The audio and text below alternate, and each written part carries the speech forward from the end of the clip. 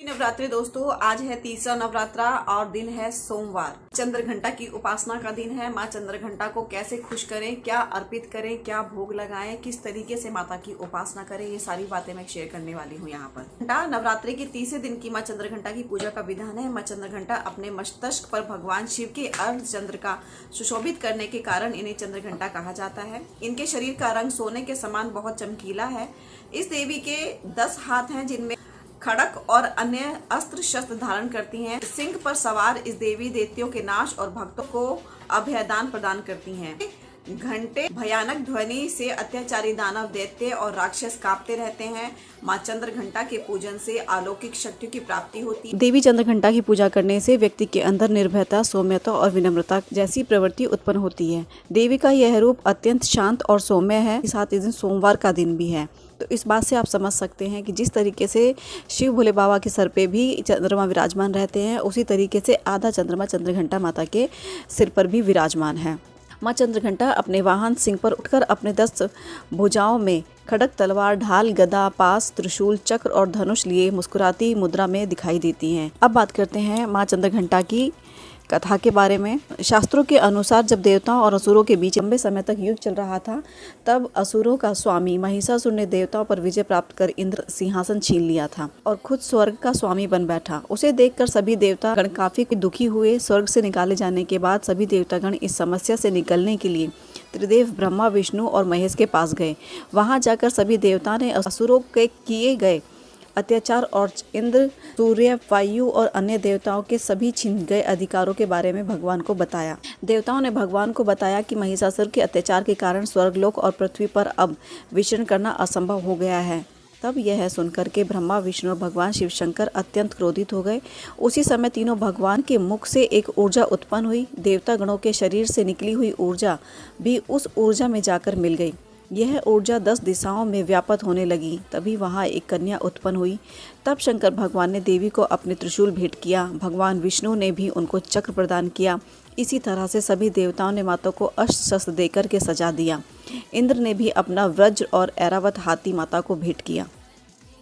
सूर्य ने अपना तेज और तलवार और सवारी के लिए शेर प्रदान किया। तब देवी सभी सासों को लेकर के महिषासुर से युद्ध करने के लिए युद्ध भूमि में आ गई। उनका यह विशालकाय रूप देखकर महिषासुर भय से कांप उठा। तब महिषासुर ने अपनी सेना को माँ चंद्रघंटा के ऊपर हमला करने को कहा। तब देवी ने अपने अस्त्र शस्त्र से असुरों की सेनाओं को पल भर में नष्ट कर दिया। इस तरह से माँ चंद्रघंटा ने असुरों का वध करके देवताओं को अभयदान देते हुए अंतर्धान्य हो गई। तो ये थी फ्रेंड्स माँ चंद्रघंटा की कथा। अब यहाँ बात करते हैं कि आप किस तरीके से पूजा अर्चना करें कि जिससे कि माँ चंद्रघंटा आपसे प्रसन्न हो। इस दिन माँ का ध्यान मणिपुर चक्र में किया जाता है। कष्टों से मुक्ति तथा मोक्ष प्राप्ति के लिए इन्हें भजा जाता है। माँ चंद्रघंटा की आराधना में हरे रंग का विशेष महत्व है। इस दिन हरे रंग का प्रयोग जरूर करना चाहिए। शेर पर सवार होने वाली मैया को दूध अति प्रिय है। माता चंद्रघंटा स्वरूप को कमल का फूल और शंख पुष्प भी माता को अति प्रिय है। ये फूल माँ को बहुत पसंद है। इससे जीवन में जल्दी सफलता मिलती है। और माता का मंत्र इस प्रकार है, ओम ऐं ह्रीं क्लीं चंद्रघंटाय नमः।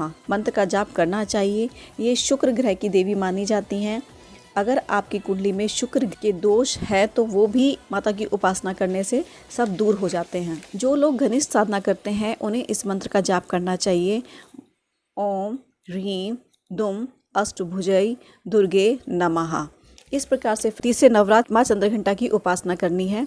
साथ ही साथ अब यहाँ बात करती हूँ मैं एक मुख्य उपाय की। ये दिन है सोमवार, नवरात्रा है तीसरा और नक्षत्र है भरणी।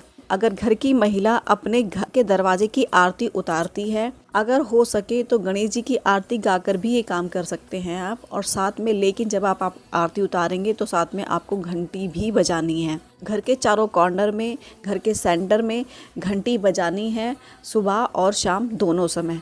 माना जाता है कि ऐसा करने से घर की सारी दरिद्रता, घर का भय, दोष, रोग सब कुछ नष्ट हो जाते हैं और ये सारी की सारी सुख संपत्ति घर में आकर उपस्थित हो जाती है। माँ की उपासना के दौरान अगर हो सके तो आप हले या फिर लाल वस्त्र का उपयोग जरूर करें।